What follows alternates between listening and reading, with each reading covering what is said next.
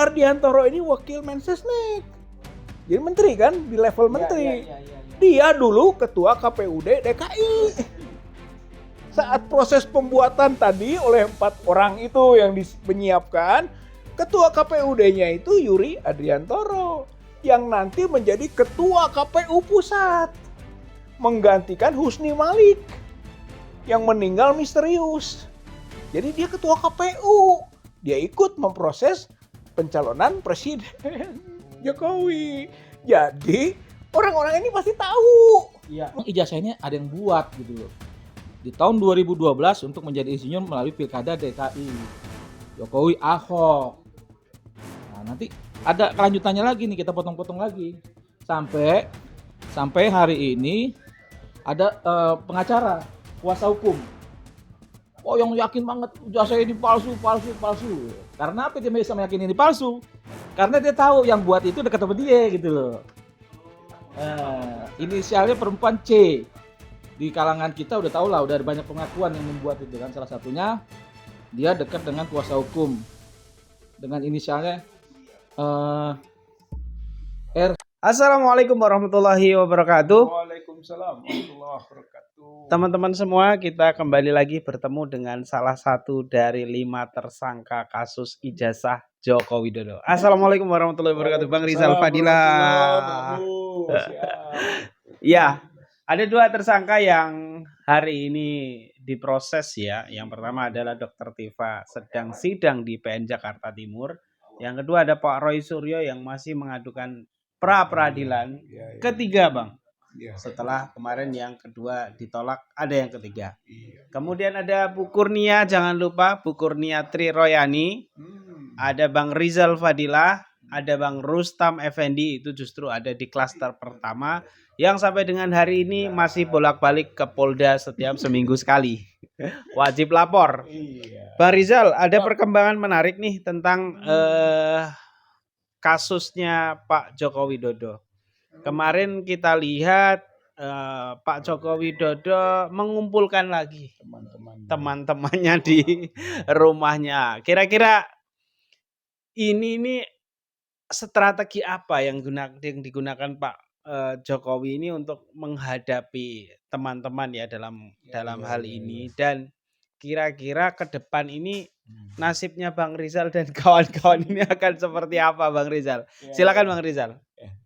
Terima kasih Bang Abu. Jadi menanggapi kehadiran teman-teman di katanya teman-teman gitu kan. Ini apa sih gitu kan, model apa gitu. Ini model klasik atau model klise dari Jokowi gitu ya, yang seharusnya dia menunjukkan ijazahnya yang dituntut lah oleh masyarakat. Tapi selalu saja untuk membuktikannya itu dengan mengumpulkan teman-teman gitu kan. Yang akhirnya orang berpikir teman-teman benar atau teman-teman yang mana ini gitu kan. Karena semua serba mungkin gitu. Kemudian teman-teman apa ketika dia masuk tingkat 1, tingkat 2, tingkat 3 saja gitu kan. Yang sampai sarjana muda gitu. Atau memang teman-teman yang juga selesai semuanya bareng-bareng wisudanya. Nggak jelas itu gitu. Tapi ini desain gitu kan. Mungkin desain pencitraan juga bahwa Jokowi siap gitu. Untuk datang ke pengadilan nanti dan siap teman-temannya memberi saksi. Gitu kan. Tapi kan belum tentu juga. Karena selama ini juga model pencitraan itu adalah bagian dari polanya gitu. Bisa saja nanti saya udah siap, teman-teman sudah siap, tapi kondisinya menyebabkan saya tidak perlu hadir kan, bisa begitu gitu. Jadi kita harus masih melihat ini gitu kan, benar enggak Pak Jokowi ini siap untuk hadir di persidangan gitu kan. Kemudian betul juga apa yang dinyatakan bahwa nanti akan menunjukkan ijazahnya. Itu berkali-kali itu, bahkan sampai terakhir masih mengatakan begitu, menunjukkan ijazahnya. Begitu juga kuasa hukumnya kan, ada yang mengatakan Yakub Hasibuan ya, itu menyatakan akan menunjukkan ijazahnya itu dari SD, SMP, SMA dan perguruan tingginya gitu kan. Kemudian juga ada yang menyaksikan bahwa memang ijazahnya itu ada, seperti Pak Budi Ari, ya kan, kemudian juga projo lainnya gitu kan, yang menyatakan baru diperlihatkan ijazah Joko Widodo kan, yang asli kami melihat gitu kan, kami ditunjukkan di rumahnya Jokowi itu bulan Oktober tuh 2025. Padahal udah diperiksa di Polda. Padahal itu sudah diperiksa, saya sudah melihat, teman-teman sudah melihat bahwa ijazah itu ada di Polda, gitu kan. Bagaimana Jokowi mau menunjukkan? Bagaimana juga yang bisa dinyatakan oleh kuasa hukum akan menunjukkan bahwa ijazah itu kan sudah disita bulan Juli 2025. Ini ngomongnya 2024 bulan Oktober. Saya dan teman-teman melihat Desember, gitu kan. Jadi berarti yang selalu disimpulkan kan, ada 2 ijazah itu. Gitu. Satu ijazah yang dipegang oleh Jokowi, gitu kan, yang diperlihatkan kemana-mana dan akan diperlihatkan di pengadilan, satu tuh. Satu lagi ijazah yang ada di Polda, gitu, yang sudah disita lama. Berarti ada 2 ijazah. Inilah yang menjadi dasar bahwa pasti salah satu palsu. Bahkan bisa membuat kesimpulan dua-duanya palsu. Itu berarti ini menjadi indikasi benar bahwa ijazah Joko Widodo itu palsu. Itu poin pertama tuh yang penting kita dapatkan, juga sekaligus menjadi dasar bahwa kita melangkah nantinya, gitu kan, dan melangkah sejak sekarang. Yang kedua, itu ijazah. Salinan ijazah yang dijadikan dasar pendaftaran. Ke KPUD 2 kali tuh Solo, kemudian ke KPUD DKI 1, terus ke KPU Pusat 2 periode kan? Berarti 5, sudah 5 salinan. Ini di luar yang tadi yang diragukan yang asli saja ada 2, yang salinan ada 5. Gitu. Karena ternyata warna capnya beda-beda gitu. Walaupun semuanya seragam, tidak bertanggal. Gitu kan. Dan itu menunjukkan bahwa salinan dengan legalisasi tadi itu palsu. Tuh, yang salinannya saja palsu, yang aslinya palsu. Berarti memang semuanya palsu ini mah gitu. Saya nggak apa-apa. Saya punya keyakinan gitu kan, berdasarkan bukti-bukti yang ada gitu, dan itu sudah kita jadikan bahan untuk masuk ke Bareskrim kan gitu kemarin. Itu yang kedua. Nah, yang ketiga adalah bahwa ternyata ada indikasi siapa yang bikin dan siapa yang memproses pemalsuannya. Dari hal ini penting. Betul. Widodo, saya melihat dari Widodo aja, yang awalnya diduga dia sebagai aktor di lapangan langsung kan gitu, yang bersama Eko Sulistyo yang selalu disebut-sebut oleh Pak Rustam kan. Kemudian ada juga Dhani Iskandar yang PDIP-nya, ini motornya gitu kan. Tapi Widodonya sendiri ngaku nanti, bukan saya, bukan saya katanya orang yang pentingnya gitu, yaitu dia sebut 4 nama. Ada Anggit Nugroho, ada David Agus Yunanto, ada juga Muhammad Isnaini, dan keempat Eko Sulistyo. Katanya ini tim yang menyiapkan dokumen. Saya mah setelah dokumen didaftarkan baru saya, kata Widodo. Kata Widodo yang tim Solo juga itu.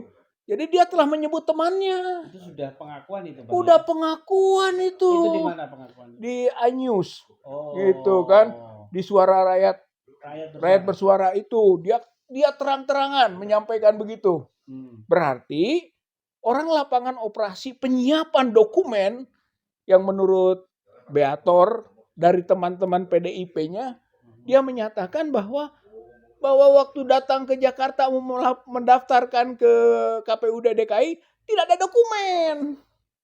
Nah, 4 orang ini yang melakukan tadi tim Solo itu nanti dibantu oleh penyambutnya tim Jakarta gitu kan. Akhirnya masuklah ke Pramuka. Gitu. Pramukanya melalui siapa? Pak Iman Raharjo. Ini disebut-sebut loh oleh Sri Rajasa gitu kan, oleh Beator gitu kan, tentang peran dari Pak Iman. Pak Iman bukan tukang bikin palsu, Pak Iman mah nggak bisain. Dia mah disebut juga Pak dosen. Walaupun Gitu. juga dipertanyakan. Iya, dosennya juga pertanyakan.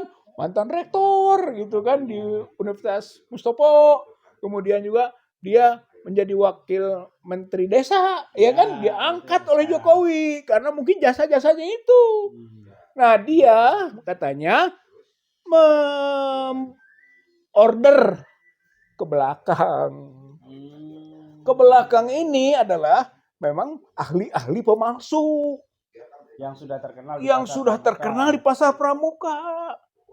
Kita sudah menemukan beberapa nama yang disebut ahli-ahli pemalsu itu. Ada Indra Hameswara, ada Karno gitu ya. Wow, udah jauh banget ini. Iya, ada juga Apriyadi. 3 nama. Itu ketika kita konfirmasi ke Pak Sri Rajasa, iya memang itu tokoh-tokoh katanya di lapangan. Masih ada 5 lagi yang sedang kita cari. Karena mereka itu adalah tersangka saat digerebek oleh Polda Metro Jaya. 8 orang. Kita baru dapat 3. Insya Allah nanti ketemu semua itu. Berarti tergambar kan gambarannya. Nah, begitulah kurang lebih pemalsuan ijazah Joko Widodo di pasar pramuka. Itu kan Baliga Academy Bang itu Bang. Udah gak ada ini. Itu gayanya Baliga Academy Bang. Oke Bang, kalau begitu kan kemarin hari apa ya Bang? Kita hari 15 Juli. Iya, tanggal 15 Juli kita kemarin kan Rabu. Rabu. Kemarin kan Abang ke Bareskrim Polri menyerahkan bukti-bukti baru lagi. Terakhir kemarin responnya dari Bareskrim seperti apa Bang? Terus respon dari Bareskrim. Terus ini kan besok sudah Rabu lagi. Apakah Bang Rizal menemukan fakta-fakta terbaru lagi atau tadi yang disebutkan nama-nama itu salah satu fakta baru yang ini menguatkan pernyataan atau menguatkan bukti-bukti sebelumnya yang sudah dimiliki oleh Bang Rizal. Coba dielaborasi Bang. Saya kira kalau respon terakhir baru sampai penegasan pihak Kepala Bareskrim, Kepala Bareskrim itu membuat surat penerimaan dan mungkin rekomendasi yang belum kita ketahui. Itu baru sampai situ, gitu kan? Yang kita dapatkan lambat juga itu. Kenapa kalau Pak Jokowi cepet banget? Itu masalahnya. Jadi kita perlu didorong, perlu didesak, gitu kan, oleh berbagai media, oleh berbagai tekanan publik gitu kan, bahwa ini sudah jelas kok gitu kan, salah satu pola mencari pembuktian pemalsuan ijazah itu dari jalur ini gitu. Di samping dari jalurnya mungkin yang sekarang Pak Roy ataupun Bu Tifa, Dr. Tifa lakukan gitu kan, untuk membawa Jokowi datang langsung ke persidangan untuk bisa nanti mengkonfirmasi tentang bukti itu kan. Itu satu jalur itu. Ya. Jalur lain, jalur ini, jalur 3 orang kita ini, gitu. Di klaster 1 ini, kita juga tidak diam klaster 1 ini, begitu. Jalannya melalui proses ini. Bahkan kita mah sampai kepada pendekatan yang sifatnya empirik lah.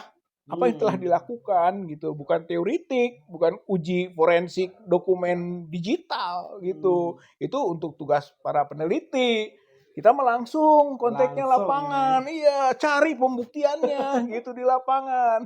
Saya kira nggak kalah strategis Bang Abu. Itu lebih faktual itu. Mudah-mudahan ini juga jadi perhatian masyarakat, rakyat, sekaligus juga menjadi desakan, dorongan Bareskrim. Ini udah jelas loh Pak Bareskrim, Pak Kapolri gitu kan, kenapa tidak bergerak loh gitu, sehingga nanti kecurigaan makin kuat gitu, bahwa namanya kepolisian adalah protektor kepentingan Jokowi. Itu yang jangan sampai begitu. Nah, soal bukti-bukti yang telah kita dapatkan, insya Allah masih kita lakukan investigasi dan sekarang sudah ada dapat 2 lagi Wow. sebenarnya. Tapi nanti saja kan masukannya nanti Iya, gitu iya, kan. iya, Ini baru dapat 2, nanti dapat lagi lah gitu kan. Iya. Insya Allah ini akan memperkuat pembuktian tadi gitu. Oke. Bang Rizal, Ya, kalau begitu total sudah ada berapa Bang Rizal sekarang? saya sudah 20. Udah 20 ya? Ya, 14 video, 14 video, 14 video, kemudian 3 berita. 3 berita. Itu berapa tuh? 17 ya.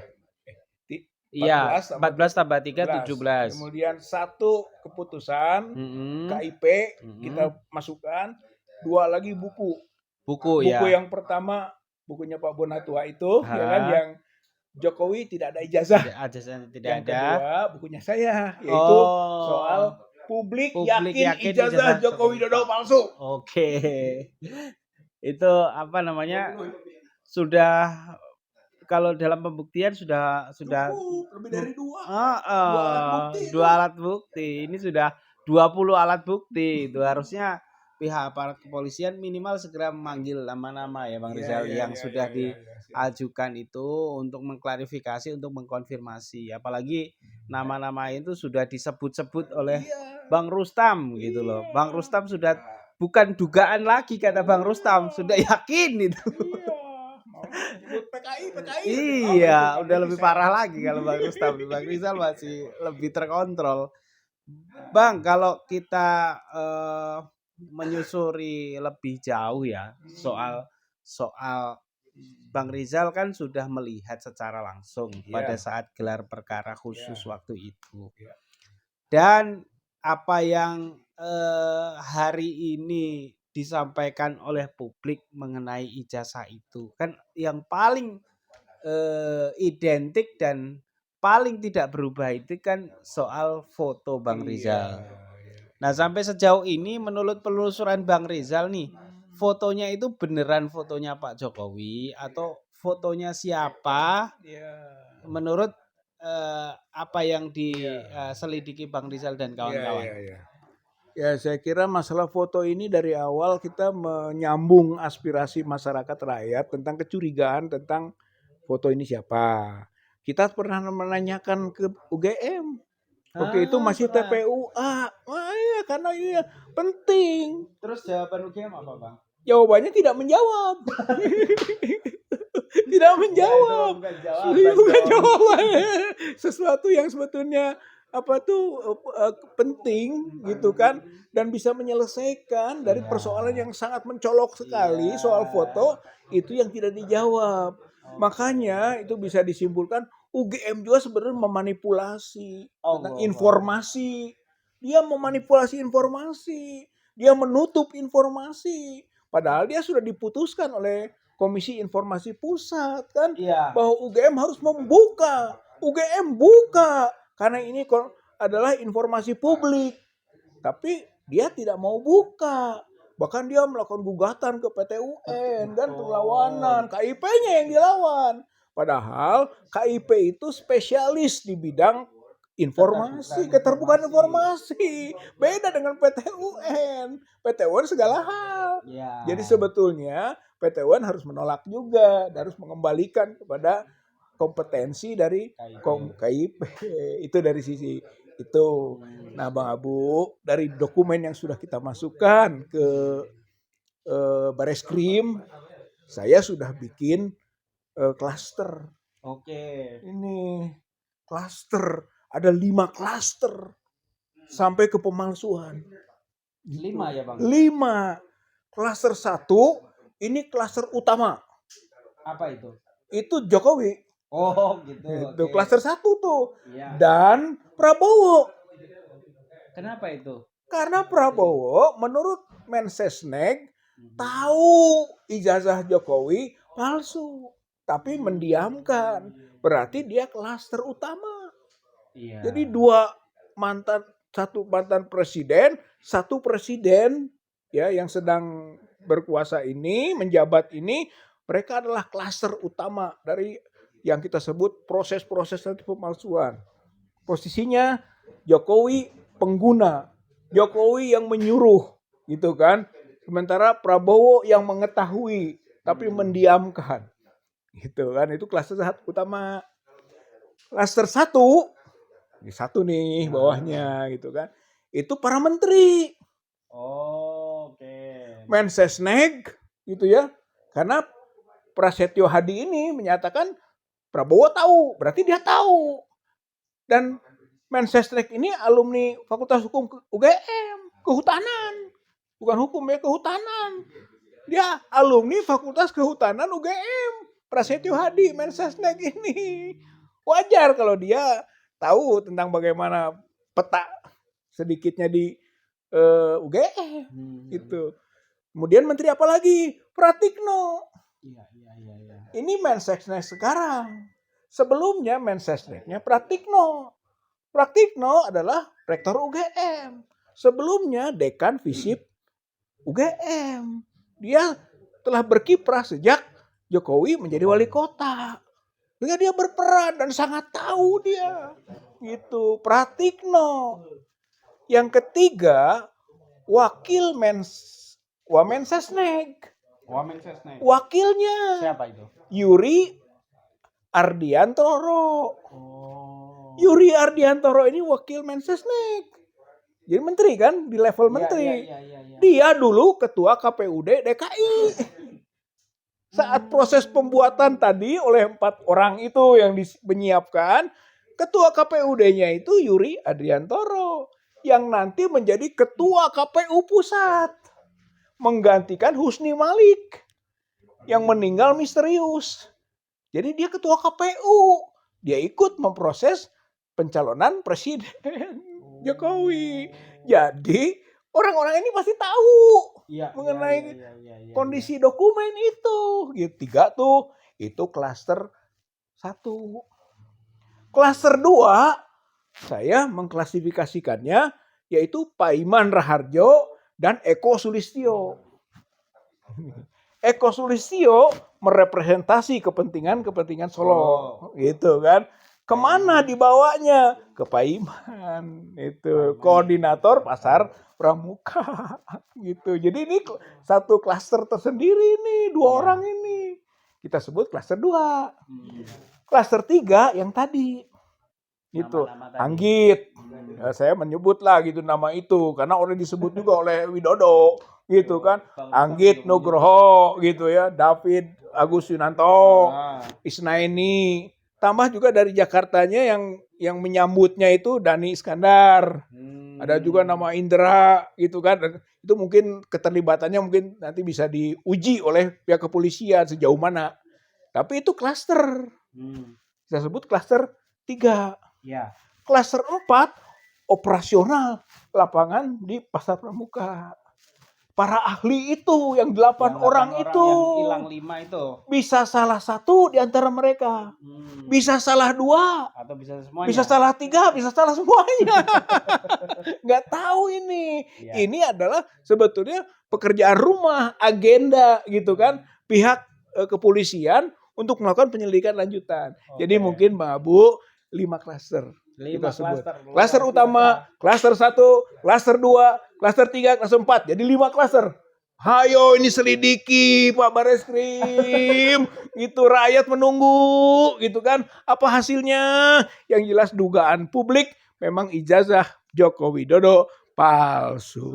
Oke. Bang Rizal ini kalau sama Bang Rizal ini selalu hakul yakin dia. Jadi gimana ya, gak enak juga kalau Ade mau bikin dugaan. Nah ini ada juga tokoh kita yang hadir pada kesempatan sore hari ini yang langsung dari Jakarta ya.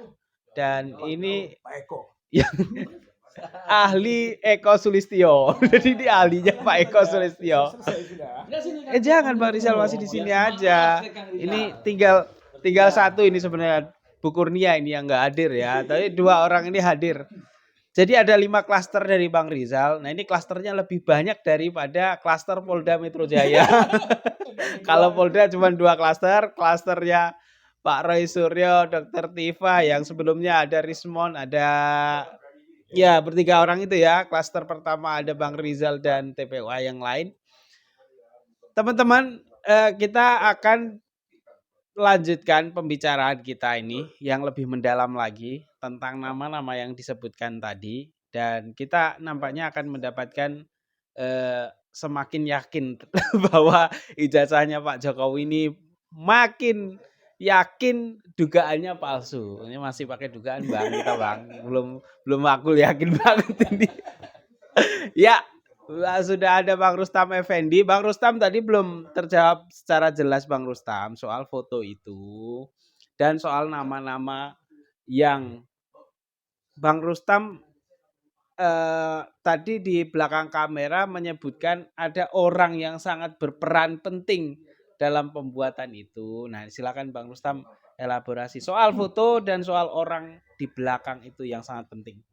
Silakan. Oke, bismillahirrahmanirrahim. Assalamualaikum warahmatullahi wabarakatuh. Waalaikumsalam warahmatullahi wabarakatuh. Ini jauh-jauh dari Jakarta nih Kang, ke Bandung. Cuman mau bertemu Kang Rijal sama Jenderal Purnomo. Iya. Nah, pas ada kesempatan ini, tadi saya bilang saya ikut dong, agak menarik juga ya kan. Karena ada jagoannya TPUA di sini kan. Ketua kita ini. Nah, jadi saya hanya mau sedikit membahas tentang pelaku pembuatan itu. Oke. Jadi sebenarnya ada dua cara gampang nih Jokowi untuk kita nih kami dan rakyat Indonesia untuk membongkar ijazah palsu Jokowi. Cara gampang itu ketika Jokowi menghadirkan ini ijazah saya. Yes. Ini gampang sekali Kang, asli apa tidaknya Kang. Yes.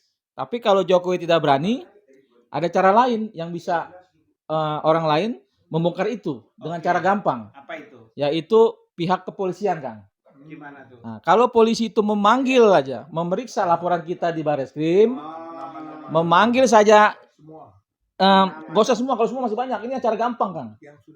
Yang sudah masuk secara gampang. Pertama itu Eko Sulistyo. Nah, Pratikno.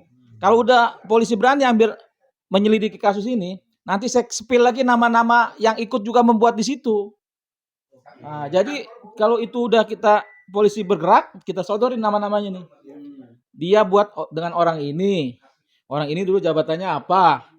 Nah, dia juga bersama orang ini. Kenapa ijazah ini dibuat insinyur? Kenapa? Ya karena lawannya Foke dulu doktor. Nah, masa Jokowi Pas di Jakarta ya? pas DKI Jakarta. Nah, ini cara mudah untuk polisi membongkar ini kalau mau ya, kalau dia mau. Panggil Eko, diperiksa, saya sodorkan beberapa nama lagi. Termasuk orang yang dekat dengan Eko, orang yang membuat dengan Eko, orang juga yang dulu sebagai koordinator. Ini abang nih dapat info dari mana kok Oh, bisa sampai mendalam begitu Bang? Ya, gaulnya kan yang buat yang bermain di setiap pilpres ini kan banyak relawan, pasti ada relawannya setiap kegiatan itu.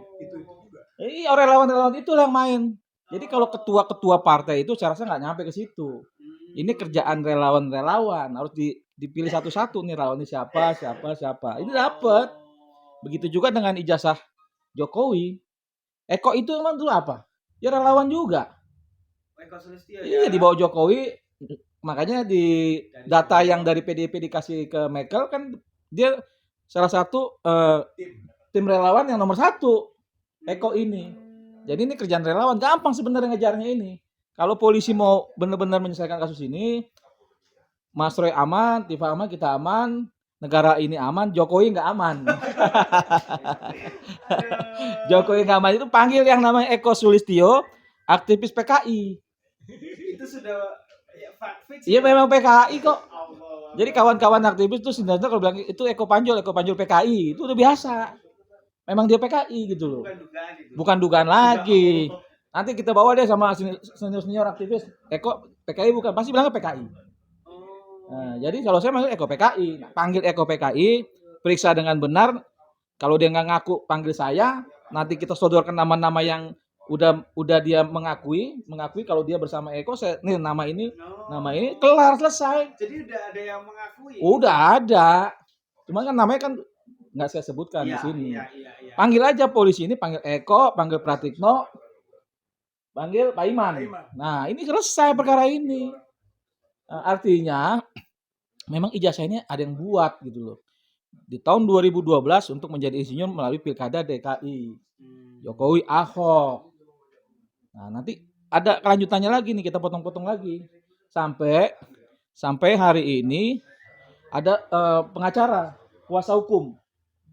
Oh, yang yakin banget jasa ini palsu. Karena apa dia bisa meyakini ini palsu? Karena dia tahu yang buat itu dekat sama dia gitu loh. Inisialnya perempuan C. Nah, dekat dengan kuasa hukum. Jadi dia tahu karena dia yang buat itu nggak mengaku dengan saya udah ngomong kok dengan pengacara ini. Tinggal pengacara ini bagaimana. Artinya kalau dia merasa ini saya yakin palsu ya, dia udah tahu atas pengakuan orang itu. Nah, jadi ketika kuasa hukum ini nggak mau ke arah sini, ke arah sana untuk membongkar itu, mendorong inisial C itu seorang perempuan, harus kita apa kan? Harus kita waspadai nih. Ini orang kenapa gitu loh. Jadi seolah-olah seorang kuasa hukum ini tahu dia merasa pahlawan atau apa, tapi kuncinya itu sama dia nggak mau dia dorong untuk bicara, untuk ngomong. Nah, artinya di kalangan kita udah tahu lah, udah ada banyak pengakuan yang membuat itu kan. Salah satunya dia dekat dengan kuasa hukum dengan inisialnya RH, gitu. RH dekat dengan C. Dengan inisial C yang mengaku ikut membuat ijazah itu. Tinggal RH dorong itu aja sebenarnya selesai. Cuman pertanyaan kenapa RH nggak mau gitu loh. Dan dia ngomong sama saya kok ada omongan yang menurut saya itu menyakitkan para tersangka gitu loh, RH ini. Ya nantilah kita spill lagi sedikit-sedikit, tipis-tipis lagi. Kira-kira begitu. Salam pengacara inisial RH. Bang Rustam nih jangan gitu Bang Rustam. Kita nih musuh kita tetap Jokowi. Iya. Musuh kita tetap Jokowi, Bang Rustam. Dengan inisial itu. Oke. Artinya saya menginformasikan. Ya bukan musuh kita juga ya. Bukan, itu mah bukan musuh kita. Pokoknya kami masih tetap bersatu untuk melawan Jokowi. Artinya ada beberapa nama yang bukan ngomong dengan saya aja, tapi juga dengan orang lain juga. Nah, salah satunya inisial itu. Oke Bang Rustam. Ini kan apa namanya Bang Rustam, ntar dulu. Ini kita masih panjang nih. Oke, saya permisi dulu berarti ya. Mau kemana? Ini justru Bang Rustam dulu ini. Iya. Bang Rustam, ini kan berjalan terus Bang Rustam. Dr. Tifa, Pak Roy berjalan dengan jalannya, Bang Rustam dan Bang Rizal berjalan dengan jalannya sendiri. Ini kalau saya lihat ini ya, ini lebih faktual Bang Rizal dan Bang Rustam ini yang lebih parah sebenarnya dibanding mereka ya. Karena ini sudah langsung nyebut inisial, sudah langsung sebut orang-orangnya. Bahkan itu gak segan-segan menyebut PKI, itu kan bahaya banget Bang Rustam. Menurut saya nggak bahaya. Nggak bahaya. Kenapa? Karena PKI hari ini kan beda dengan PKI dulu gitu loh. Justru ketika orang itu memang PKI, dibilang PKI dia nggak marah, dia malah seneng. Contohnya Eko kita bilang PKI dia nggak marah kan, nggak nongol-nongol. Artinya dia ya memang gue PKI gitu kan. Emang kenapa kan gitu, hari kan begitu. Selagi zaman Jokowi itu kan begitu. Emang gue PKI emang kenapa kan gitu kan. Nah, jadinya itu hal biasa aja, dan Eko itu PKI emang hal biasa aja di kalangan kita. Jadi kalau saya tanya sama senior-senior saya, Bang itu Eko emang PKI Bang, emang PKI. Nah, aktivis PKI gitu loh. Yang dimana saya dapat informasi lebih ngeri lagi ketika tahun 98 ada kerusuhan. Eko ada diduga tuh ada kedekatan dengan yang namanya disebutkan siapa, Rocky Gerung. Siapa itu? Rewang. Nah, gitu. Jadi itu hal biasa aja sekarang gitu. Jadi PKI itu bukan hal yang menakutkan kayak dulu gitu kan. Karena 10 tahun Jokowi ini kan dia selalu mencairkan nama PKI biar cair, katanya orang nggak takut, nggak was-was gitu kan. Tapi ternyata dia bikin ijazah palsu PKI. Itu yang bikin was-was. Nah, kira-kira seperti itu. Oke, terakhir nih buat Bang Rizal dan Bang Rustam nih ya. Ini kan sudah jauh banget ini perjalanan Bang Rizal dan Bang Rustam. Dan di antara perjalanan ini ada yang mundur teratur ya. Bahkan yang mundur ini bukan orang biasa, tapi justru yang menjerumuskan Bang Rustam menjerumuskan Bang Rustam di awal. Lah dulu kan Bang Rustam bilang katanya itu masih diduga palsu, tapi dia ralat ini sudah bukan diduga katanya Bang. Oh, itu kan Bang Egy Sujana. kayaknya iya deh. Nah, sudah sejauh ini Bang Rizal sama Bang Rustam, apakah ada tawaran atau ada, kalau tidak ditawarkan kan biasanya ada semacam apa namanya ya? Menakut-nakuti gitu loh. Atau intimidasi yang dilakukan dan sekaligus penutup nih terhadap aparat kepolisian kita. Kenapa kok ketika Pak Jokowi melaporkan gercep langsung saat ini dilaporkan beberapa hari nggak sampai seminggu udah tersangka semua, udah langsung dipanggil-panggilin. Ini Bang Rizal, Bang Rustam nih dan Bu Kurnia ini 20 alat bukti yang sudah disampaikan, tapi sampai dengan hari ini belum ada tindak lanjut yang nyata. Ini silakan, ini terakhir nih untuk keduanya. Ya, saya kira kalau intimidasi atau hal-hal yang sifatnya mungkin penawaran segala macam, hal yang biasa lah kita menganggapnya, ya tidak menjadi hal yang serius gitu ya. Semuanya kita anggap sebagai hal yang soal stick and carrot itu biasa ya. Stick itu pemukul, carrot itu wortel. Itu kan itu memang strategi biasa yang biasa dilakukan sebetulnya oleh yang biasa menghalalkan segala cara gitu. Tapi kita anggap toh kita juga berangkat dari niat yang benar gitu ya. Niat kita adalah memang untuk membawa pembuktian kepada apa yang diharapkan oleh masyarakat. Dan kita juga bertanggung jawab pada Allah Subhanahu wa taala, ya kan?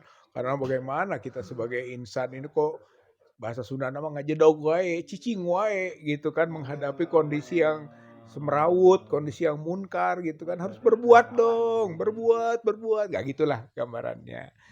Nah, kemudian tentang apa itu tadi yang keduanya itu? Yang kedua tentang polisi kenapa? Sebenarnya itulah saya masih menangkap pandangan Pak Lukas Suarso ya. Lukas Suarso yang Bung Jowi ya.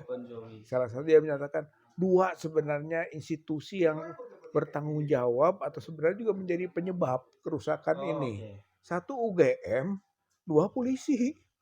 Gitu.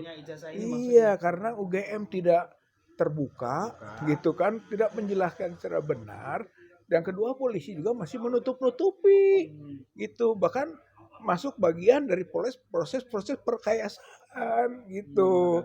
Jadi kalau dua institusi ini bisa lurus, ya saya kira semuanya bisa kelar gitu. Dan untuk itulah kita sekarang memasukkan dokumen-dokumen ini, gitu. Alat bukti itu masuk alat bukti dalam KUHP baik yang lama maupun yang baru. Apa yang kita masukkan ini alat bukti. Kalaupun ada sedikit petunjuk-petunjuk saja gitu. Tapi semuanya sebenarnya sebagian besar alat bukti gitu. Yang harusnya menjadi dasar bagi pihak Barreskrim untuk melangkah. Nggak bisa mendiamkan begini. Itu menyangkut tentang profesionalitas gitu kan dari profesi kepolisian, lembaga negara. Jangankan begitu. Dengar saja yang belum jelas, kejar dia. Apalagi informasi yang jelas. Ini kok diam begitu kan? Saya kira ini tuntutan kita, dorongan kita. Ayo Pak Polisi bersama-sama rakyat, bersama-sama masyarakat, bersama-sama aktivis. Ayo kita upayakan kebenaran itu bisa terwujud. Itu kejujuran bisa kita tampilkan. Itu kan rugi kita menipu rakyat. Rugi menipu masyarakat. Dan itu akan ketahuan cepat atau lambat. Dan ada hukumannya dari perbuatan yang buruk itu. Saya kira ini catatan saya. Oke, terima kasih Bang Rizal. Bang Rustam, silakan tambahkan Bang Rustam. Tadi pertanyaan. Yang pertama ada tawaran atau ada ancaman enggak? Yang kedua kenapa polisi lambat di kasus Bang Rustam, cepat di kasusnya Jokowi yang lapor. Oke. Kalau tawaran itu ya dari dulu sih udah. Anda dengar-dengar kan banyak lah. Banyak yang nawarin. Banyak. Tapi sampai hari ini duitnya nggak kelihatan. Makanya kayak nggak percaya ya kan. Tapi kan Jokowi nggak ngakuin juga. Masa sih saya yang yang melapor harus begini mengeluarkan uang gitu kan. Sedangkan sedangkan termulnya gerilya tuh. Ayo siapa yang mau ini kan. Salesnya kan nggak mungkin pakai duit dia sendiri kan, nggak mungkin. Kalau saya iakan iya 10-20 M duit siapa coba. Emang termulnya ada duit enggak juga gitu loh. Jadi ya saya melihat memang tawaran itu banyak lah, saya sampai institusi juga menawarkan kan. Cuman saya tolak ya kan. Jadi pura-pura nggak butuh gitu. Gitu kan. Padahal karena duitnya nggak kelihatan gitu. Nah terus yang selanjutnya itu ya saya berharap Mabes Polri itu menindaklanjuti laporan kita gitu loh. Jangan ketika Jokowi melaporkan kayak yang pertama laporan kita kan ya. Wah lama tiba-tiba Jokowi melapor dipanggil semuanya. Sampai Bang Egy aja mau dijemput loh di Malaysia loh.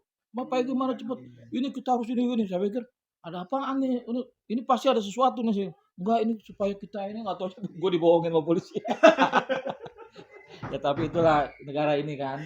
Nggak bisa kita pungkiri lah apa yang terjadi di negara ini. Ya saya berharap laporan kita Kang Rijal dapat menuntaskan perkara ijazah palsu Jokowi ini, karena memang orang-orang itulah yang membuat ijazah itu. Mereka lah yang ingin negara ini kacau balau gitu loh. Orang-orang ini Eko Sulistyo, Pratikno, Paiman dan lain-lain. Ini kalau orang ini dipanggil, dikejar dapat nih udah. Ya yang saya bilang tadi, saya punya orang-orang yang mengakui bersama Eko Sulistyo membuat itu gitu. Wah ini udah kenceng ini. Makanya kawan-kawan aktivis juga menunggu nih. Kalau Eko begini nih, turun semua gitu loh. Termasuk aktivis-aktivis Pijar, aktivis Prodem gitu kan, yang abang saya dulu dirikan gitu loh. Nah Eko ini kan sama abang saya kan dulu kan bergabung juga zaman-zaman Soeharto. Aktivis kiri tapi PKI. Nah, kan saya selalu bilang PKI gitu loh. Memang sampai hari ini saya dulu berpikir gini, PKI itu kayak apa sih gitu kan. Masa sih ada? Oh setelah saya tahu Eko itu yang buat ijazah itu PKI. Oh ini mukanya orang-orang PKI kayak begini gitu. Jadi gampang nyirinya PKI sekarang, saya udah tahu lah gitu. Kira-kira begitu. Oke teman-teman semua, berikutlah wawancara kita kepada dua orang tersangka kasus ijazahnya Pak Jokowi, Bang Rustam Effendi dan Bang Rizal Fadila. Terima kasih yang sudah menonton. Wassalamualaikum warahmatullahi wabarakatuh.